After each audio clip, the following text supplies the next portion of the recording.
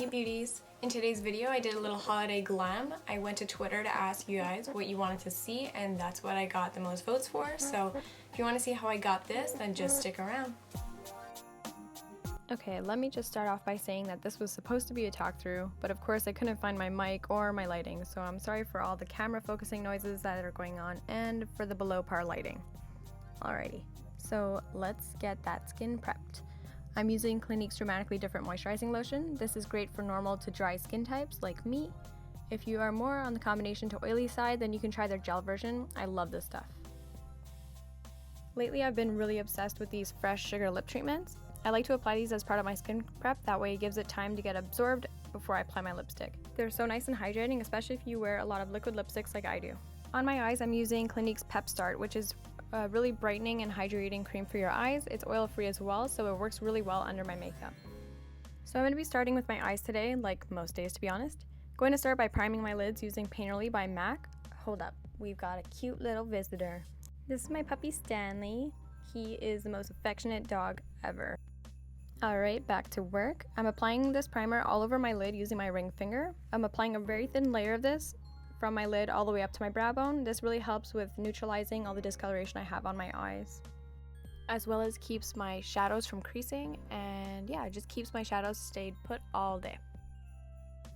Usually after I put the primer on, I take a micro beauty blender and just kind of blend out everything, make sure there's no excess primer hanging out anywhere, and I quickly set it using my super matte loose powder from Makeup Forever on a big fluffy brush. The color I use is translucent number 12. I'm going into one of my favorite palettes at the moment, the Metal Matte by Kat Von D. I'm going to be taking Silk to use as my transition color. I'm going to start by taking a bit of this on a fluffy blending brush. I'm going in using circular motions and sweeping back and forth into my crease. I keep adding more until I'm happy with the depth that I've created. Once that's done, I go into Velvet and use this to deepen the crease, focusing only on the outer V and adding a bit at a time, that way it's easier to blend it out later. Make sure to keep this concentrated on the outer third and blend outwards to create more of a cat eye. If you have deep set eyes like me, you can very lightly pull on your lid outwards to help blend seamlessly. I like to let my brush do the work by following my eye socket's natural structure. Blending may fade the colors a bit, so don't be shy to go back in and add a bit more depth. There's a lot of going back and forth between these colors, so this does take time and patience.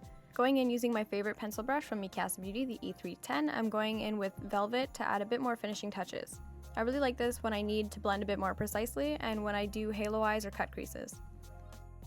Now taking a makeup wipe, I'm just going to define that nice sharp edge. I start at the bottom lash line and continue in the direction to meet the tail of my brow, or where my tail should be if I had one.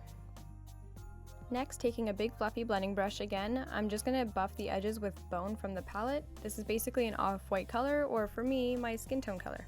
So yeah, I went in with Cottage Cheese NYX Jumbo Eye Pencil in the center of my lid and I blended it out using a flat shader brush. I then went in with the Metallishadow Cream and Powder Duo from Estée Edit in Scarlet Eclipse. I like to make sure that I'm spraying my brush with mist and fix before I go into these loose glitters. I just find that they tend to kind of go everywhere since they're so finely milled. I didn't realize that my camera had stopped recording. For foundation, I like to go in with Makeup Forever Water Blend as a primer. I'm telling you, this works wonders. I then like to go in with a very thin layer of Naked Skin by Urban Decay. I am the shade 0.5, big surprise. For concealer, today I'm using the Naked Skin. For under my eyes, I'm just putting one small dot, and I'm also adding a little bit to the outer bit just to sharpen my cat eye. I'm going to go in with my all-time favorite concealer brush to really get in close enough to define that straight line. It's the E220, I believe, from Mikasa. Once I've finished defining, I go in with a micro beauty blender that has a little bit of my super matte translucent powder on it, just to really set my concealer with. I'll then also go in with a fluffy powder brush again and just put a bit more, and I'll tap this on instead of using a sweeping motion to avoid any creasing of my concealer. Once that's done, I'm going to go in with Blow from the Urban Decay Ultimate Basics palette just to add a slight shimmer to my inner corner and to my brow bone. On to highlight. This is the first time I'm combining these two products specifically. First, I'm going in with NYX Liquid Illuminator in Sunbeam. Adding a cream or a liquid first will really intensify your highlight. Now I'm sticking with all the rosy and gold tones, so I'm going to go in with Makeup Forever's Star Powder in N47, I believe. Applying this with my damp beauty blender so that way it keeps it focused on the specific area that I'm applying it and it doesn't kind of go everywhere. These star powders are honestly so amazing and so versatile. For my contour, I'm going to be going in with my all-time favorite Tarte's Park Avenue Princess. This is perfect for you fair ladies out there. The reason why this is my favorite bronzer and contour shade is just because it's more of a cool tone and it doesn't come up orange on my skin like most warm tone bronzers do. I'm going to go in with my Mikasa F111 blush brush and e.l.f.'s super pigmented blush quad. I'm going to be using that top right corner shade, the red with the gold flakes. When I say it's super pigmented, I really mean it. I had to buff it all out with my big powder brush afterwards and it's still looking like really flushed. Brow time, best of all. Using my NYX eyebrow gels, I'm mixing the blonde and the brunette together. I always brush through my brows first with a spoolie and then I start adding product to the outer half, basically where my arch starts. I really like to add a lot of shape to my brows, so I always start by defining the top and then moving to filling in the tail. Once there's not that much product left on my brush, that's when I'll go into the front and really blend together a perfectly gradient brow. I honestly never go into the front of my brow with barely any product on my brush just because I like to have it very natural looking in the front and I just really like to define the end of my brows where I'm missing a lot of hair. And most of this little video right here, you'll see every time I go into the front of my brow, I always kind of buff it out with the spoolie afterwards just so that there's the slightest bit of color there. Next, I like to carve out my brows using my concealer and a very flat concealer brush.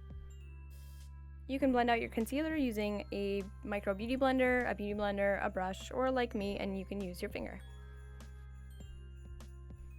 After curling my lashes, I'm going to go in with Too Faced Better Than Sex mascara. I absolutely love this mascara, not only for how much it volumizes my lashes, but it also lengthens. It's hard for me to use anything else nowadays. Alright, so this is the finished look. I did my lashes and lips off camera, so that's the finished look. The lashes that I'm using are from Mikasa Beauty online. Let me find it. There we go. Estée lashes, and the name is Lashmopolitan. I was using quite a few of Mikasa Beauty products today in this video. I really love their brushes. They're really great quality and they're not that expensive. Also, the lip combination that I'm wearing on my lips are the Kat Von D Everlasting Liquid Lipsticks. The colors are Santa Sangre and Plath, whatever, that one, brown one, more brick toned. I kind of mix them together, same colors that I did on my eyes, like for the eyeliner. So yeah, I have something in mind for next week's video, so you're definitely gonna want to check it out, so stick around.